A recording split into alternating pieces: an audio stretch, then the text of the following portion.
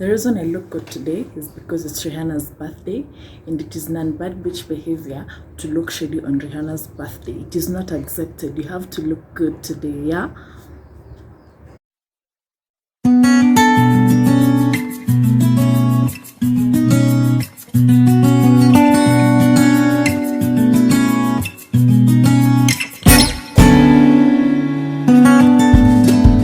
So Elsa, Majimbo, Rihanna, Marcus Olang, systems are built around mediocrity. So everything I'm going to talk about today is based on that, yeah? So I wanted to do a fun video today, but then you people are just pressuring me to come here and be a nerd. It's okay, I don't mind it. I am one. So I'm going to start with Elsa because I have so much love for Elsa, yeah? So when Elsa became big, Kenyans on Twitter were like, go and ask South Africans to support you. Tell South Africans to vote for you. Tell, because people could not fathom that she has become big without Kenyan support. People could not fathom that South Africa took our own and made her big. And then she started doing deals, and she got a deal with Fenty, talking about Rihanna. And people are like, that's not big enough. Elsa cannot do luxury. Naomi Campbell flew to Kenya to come and do a video with Elsa. Can you imagine? Can you just imagine supermodel Naomi Campbell flying and spending a day with you, going shopping at Village Market, flying to Malindi? Can you, your mind is too small, you cannot fathom that. I am already bashing you for your mediocrity. And then people are like, Elsa, let's ignore Elsa. And then after Fenty, Naomi, then people are like, there are people who think pieces on how Elsa is not deserving, how Elsa did not deserve what she has. She went on NTV and said that her bride price is, I don't know, she said $3 million, and people are like, her and that dark skin, who do you think will pay for $3 million? But look at yourself before you ask for that. Let me tell you something. You just sit down and you're like, shit, people are small-minded, Like for real, in real life, you're small-minded. So. And then she got a deal with Vogue. And everyone who said Elsa can do luxury started keeping quiet. You're just quiet. You're just like, hey, okay, this Elsa, why did we underrate her? Then, as if not enough, she now has a partnership with Valentino. In fact, the post they did to announce this was, it is Elsa's world, you just live in it. And I agree, this is Elsa's world, you just live in it. This is Elsa's world. So, Elsa talked about how she always felt like she was not beautiful enough because she was a dark-skinned girl. And I relate as a dark-skinned girl. And she talked about how you are always made to feel less than, and you can see her journey from that girl who she was to where she is right now. And she's just 19. People are like, how dare she be this big and she's not paid her dues? How dare she? Let me tell you, she dared, she has done, and she's even going to do more. And we're going to be here to just watch and clap for her because that is how big she is, yeah? And then I'm going to talk about Rihanna.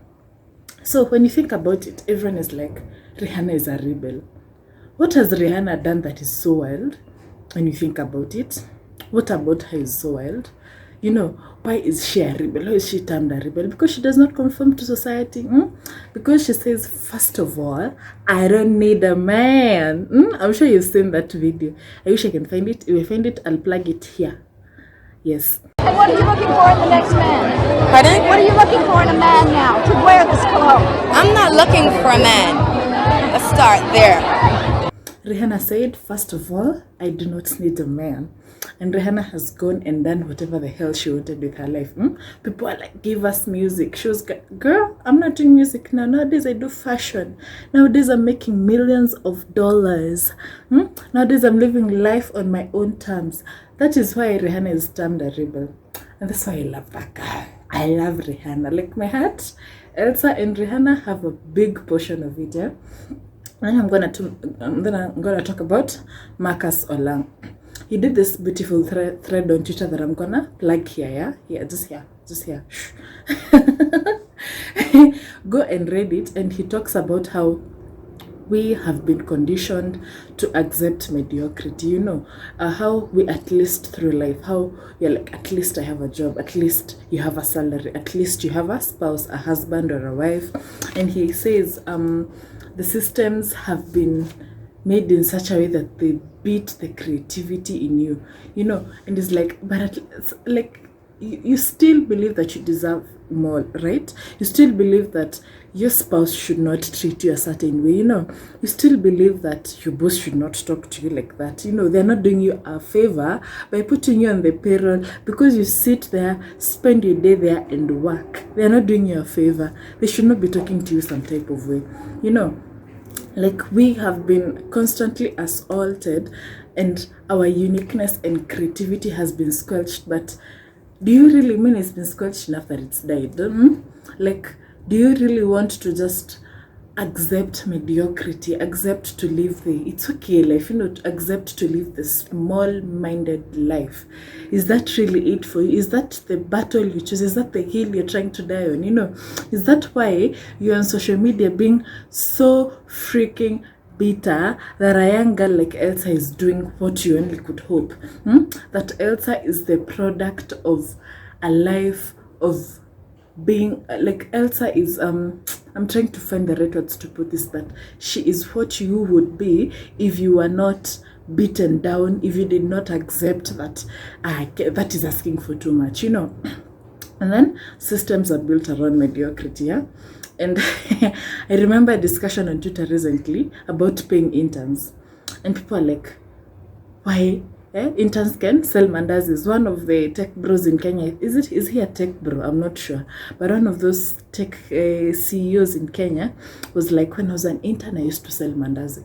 And I'm like, this system has been built in such a way that you struggle, and after struggling so hard you come out on the other end of it, and then when you're at the other end of it, the others have to struggle because you struggled. Same discussion about beating your children. You are beaten and you turned out okay, so you have to beat your child. But then you cannot talk against power. When someone wrongs you, just swallow it instead of talking up, or speaking up rather not talking up. Hey, recently there has been the millennials and Gen X wars, yeah, and you can already see millennials are full of spite because us, not Gen X, I mean Gen Z, sorry. Because us Gen Z, we are not accepting that this is how things are done. We are just not accepting it, by the way. Like, recently I spoke to someone who told me that they are unemployed and they got offered an internship but turned it down because this person is asking you how you deal with pressure, but it's an unpaid internship where you get exposure. And she was asking me, Sandra, will I pay my fare to go to that job with exposure? How will I buy clothes? Will that exposure buy clothes? Will I go to the shop and tell them, I've gotten 10 exposures, here are 3, let me buy that beautiful dress for work? And I was like, that's true, by the way. Systems have been built around mediocrity. The fact that look at where you live, yeah? And when you hear people in Kayole speaking about the troubles that they're going through, you're like, but ni Kayole. Why? Because the system has been built such that a place considered low income is not deserving of the basic rights of human security, and you think that you have priced yourself out of it. Now you live in Thika Road, you live in Langata, you live in Westlands, you live in Gigiri, wherever you are at, yeah? You think that when there's crime in Kilimani, it's a big deal. Like, you mean I cannot price myself out of these things? When there's insecurity, when there's lack of water in posh areas, it even makes national news. Why? Because how dare I not have access to the things that I priced myself out of? I thought I'd make money and never go through these insecurity problems. I thought I'd make money and move to a safe neighborhood, and still I'm getting robbed here. Why? Because our systems have been built around mediocrity, yeah? And then I'm gonna talk about the full circle of how mediocrity even happens in our lives, yeah? And my best friend recently told me about a discussion she had with one of her other friends, and the other friend is in a not so good relationship, and she's accepted that that's her fate in life, that's her journey, yeah. And then the person was my best friend was telling her, like, you cannot accept it, you know, you deserve more, you are deserving of good things. And the other person was like, honestly, do not expect a lot from life, you know, do not be wanting too much. And I remember how mad she was and how she was like, how dare she tell me not to? And I was like, girl, you already know you want more. Why are you again with someone who's telling you not to? Is that the more you want? Like, is that person the giver of the more you want? You know, because they've said you cannot have more, you will not have more. Like, you know, it didn't make sense to me. And we have been beaten into accepting mediocrity in your relationships. You come from a home with maybe let's say your mom is abusive, you know, your mom beat you, your mom withheld food, withheld everything from you, but because she gave birth to you, people are like, how dare you not be close with your mom? Do you know she gave birth to you? Please forgive her, she's your mom. She's entitled to your forgiveness because she gave birth to you. You know, first of all, I usually say, like, children don't ask to be born. You're the one who goes and makes the decision to have a child. So your child deserves the best. Like, you cannot beat your child because you are beat. Like, why did you have them? You know, this child has to, what is it called? Denying them things so that they can learn and so that they can know. Like, why did you have them, honestly? Did you have them so that they can continue going through the same cycle of struggle, the same cycle of bad life that you went through? Is that the whole reason? And then, you know, you're asking women who don't have children, why didn't you? How dare you not have a child? Do you know how children are good? And then you're mistreating your child. Like, why? Like, why did you have that baby? Like, make it make sense to me. So still, my girls recently went on strike, and they documented their problems. You know, they had good written notes. That's how you know those are the top girls in our country. Those are the girls who will be leading the revolution. Those girls are like, by the way, there's a mismanagement of funding this school. You people cannot be asking us to, like, we are in a national school. I went to a national school, and of course, you are like the school fees that your parents pay and the money that the government pumps in. It does not make sense that you do not get to do your practicals. How are you supposed to get your A if you've not done your practicals? How are you supposed to research if your computer labs are not working? You know, these are things that these girls know they're deserving. And then they said, and then they went out. And the older, the millennials and the boomers in this country were on Facebook groups saying, how dare those girls not let them go to bad schools so that they can get poor grades, because they've been given all those things. And first of all, no one goes to a national school in this country if they're not intelligent. Those girls are intelligent, and they're asking for their rights. And people were like, where do you get the audacity to ask for that? You have a discussion, a political discussion with I'm going to talk about millennials and boomers because those are the people who keep failing us.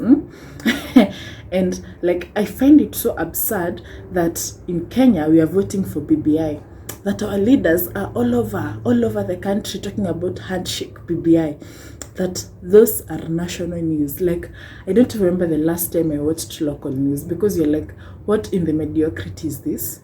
Why are we talking about this? Why are we talking about BBI in the middle of a pandemic? In the middle of a situation where our doctors do not have PPE, the government is allocating funds to that. You know, one thing that's funny, in Kenya right now, corruption does not even worry people. Like, it's not even big news. Like, they stole how much? 10 billion.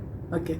Like, our president had the audacity to say that the money being allocated to this nonsense BBI is not a lot, because 2 billion shillings get stolen from his government. Like, do you hear how absurd this is? Sit down and just take in how absurd and mediocre this is. And that man will stand up and say comfortably, 2 billion shillings are stolen every day. The president who you elected 3 times tells you 2 billion is stolen every day. Right now, we are being taxed through our teeth. They're going to tax everything. If they can tax the air that Kenyans breathe, they will, let me tell you. because they're trying to finance their failing government, to make money to steal from us, from our taxes. And you're like, I recently told someone, it does not make sense that you pay all this tax and you're not outraged. Like, I'm just laughing because you people need to sit down and get angry with me. You need to sit down and be mad at the mediocrity that is in this country, you know. Like, it's wild. Am I the only one who's saying how wild this is? Am I the only one who feels angry at the fact that for you to get good treatment in this country, you have to go to private hospitals? And let me tell you, those hospitals are expensive. Private hospitals are expensive. So, because you have priced yourself out of needing public hospital, because you have a good job that pays for private hospital, how about the person who doesn't have it? Are they not deserving of good health care? The reason private schools in this country are flourishing is because the public schools are despicable. And people are not angry. You will elect the same leader who will come and launch a toilet, who will fly into your county to launch a toilet. Like, you just sit down and you get angry. And then I am Christian and I love God, and honestly, if God came here, he'd take me and leave some of these Bible thumpers, yeah? And instead of asking for your leaders to put in policy that works for you, your leaders are out here telling you to pray the pandemic away. This is an attack on our neighbors, Tanzania. Your president said have 3 days for prayer in the middle of a pandemic where your people are dying. And you're not trying that man for murder. It's absurd.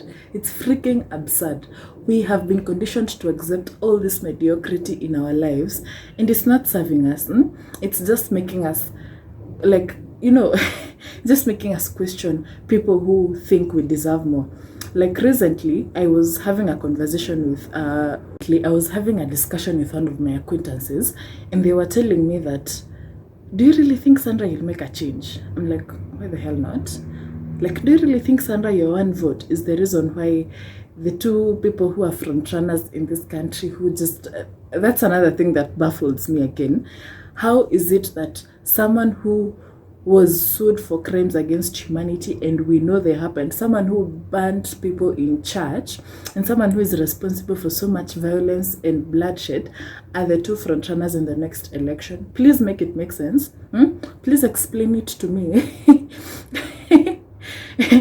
Anyway, so my acquaintance was telling me, do you really think you not voting for them is why they won't get in? I'm like, but I can try and get another 2 people not to vote, and those 2 people will try to get another 2 people, and at the end of the day, they will not get in power. I know these are just dreams that I have, but I still don't believe that I am powerless, you know.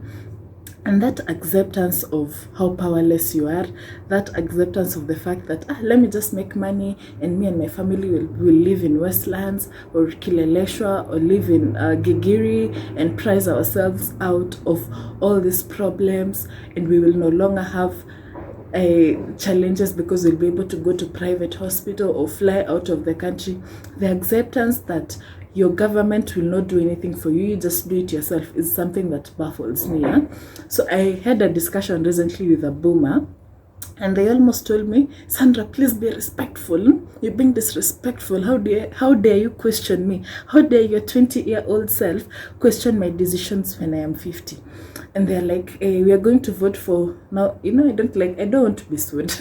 So how dare you question my decision to vote for now the person who was in court for crimes against humanity, you know? And they're like, we made a promise to give this person the country for, like, you know, it's absurd to assume a whole country is a gift. A whole country is something that can be given to someone because of a promise. It's absurd. I just sit down and I'm like, wow. Wow, you people, you have been beaten down. Your minds have been turned small. And I'm sorry this sounds like an insult, but it is not. Please try to think outside the box. Try to ask for more. Try to ask your leaders what they will do for you. Because no way you're coming to me and telling me, let's have a BB. Oh, what the hell is that? And when I go to hospital, I will not get medicine in a public hospital. I have to go to a chemist. What if I don't have money? What if I don't have insurance to go to private hospital? Let me tell you, those hospitals are expensive. I recently made a trip to one of the top private hospitals, and thank God my employer pays for the good insurance, because it costed me, I think, over 40,000 one visit. I was not even admitted. I went in the afternoon and left in the afternoon, and it costed 40,000. 40,000 is money people do not even make in a month. So how dare you not ask for your leader to ensure that the public hospital is good? Recently, NHIF prices have gone up. People don't even know. Like, we have been desensitized against these things. We have had how many NHIF scandals? So many. You hear millions have been stolen. NHIF recently said that they cannot cover coronavirus. Tell me again why 500 bob is cut every month from my paycheck. Tell me why again my grandmother, who does work on a daily basis, pays for that NHIF when it's not going to treat her for coronavirus. Why? Because you have looted the money. Now you've decided, you know what, these people can pay for more. Let it not be 500. Let it go up. And we're just okay with that. We're just okay with the mediocrity that we are in right now. And that annoys me. Ask for more because you deserve more. Same thing. You will find yourself out there attacking women who believe they deserve more and who live situations that don't serve them. And this is one thing that just makes me laugh. The kind of hate women get on social media for just moving away from situations that don't serve them. Let's go to Lori Harvey. You people have written think pieces about that girl, and she doesn't do anything. She just lives her life, dates who she wants, because how dare she have the audacity to make the decisions that I wish I could make? Because you have been conditioned to accept mediocrity. So please, start making change in your life. Start asking for more. Why are you in an unhappy relationship and asking for God of Sierra? First of all, Sierra walked away from Future because she was like, me, this is not my situation. Sis was like, I can't deal with this. And that's how she found Russell Wilson. How are you in a mediocre situation with your misogynistic, lazy partner? And you're asking for God of Sierra. You want God of Sierra to come and transform that person you're with? First of all, people don't change. People don't change. People will remain how they are. How are you in this failing country and voting for the same toxic people, voting for the same people? Like, make it make sense, because it does not make sense to me. It does not make sense to me. Why are you accepting of mediocrity that because you live in a certain area, because you live in a certain area, you're the one who is deserving of the amenities, you're the one deserving of security, you're the one deserving of water and electricity? Why are you accepting of that? Life happens. Life happens, and you'll find yourself now on the side that you thought you had moved on from. Then what? You deserve better, and you need to ask for better. You need to raise the bar. That's the word. I think Caroline Mutoko has done this same video in another way, but you need to raise your bar because you're deserving of more. You deserve better. Yeah. Finally, I'm gonna touch on work, and I'm sure everyone has a friend who has come and complained to them about the situation at work. And you're like, how can you complain? How can you complain and you have a job? How can you complain and you have salary? And this person is telling you that, you know what? The boss that I have, I don't like how they talk to me. I don't like how they treat me. It's affecting my mental health. And you're told, you stay, at least you have that. And I get it. I honestly get it, because we are in the middle of such tough times. But it's almost as if this person has committed a crime asking for better.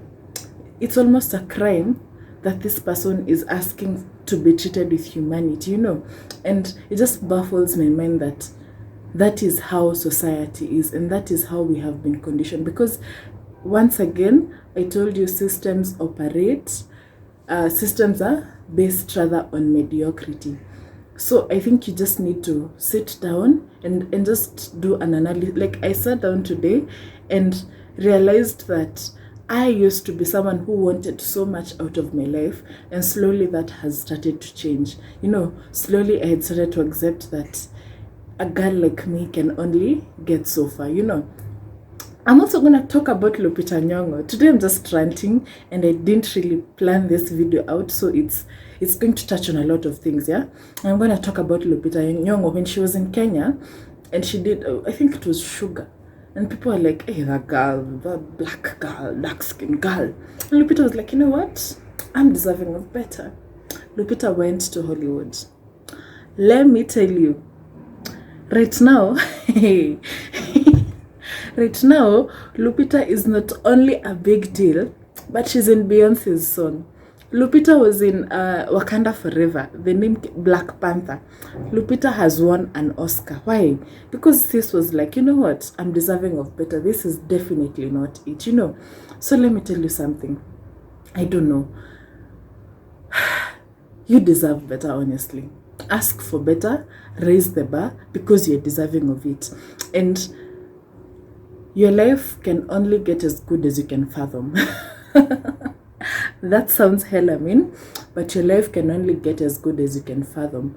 Like, if the most you want out of life is this, you're not gonna get this, because your life can only get as good as you can fathom.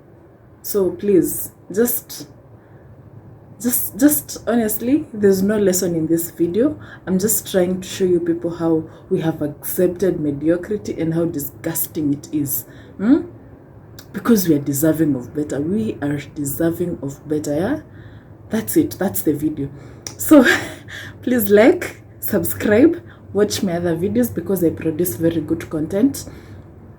Yeah, and share and tell a friend that there's this girl in Kenya called Sandra who's out here doing big things effortlessly, yeah? So yes, please like, subscribe, and share.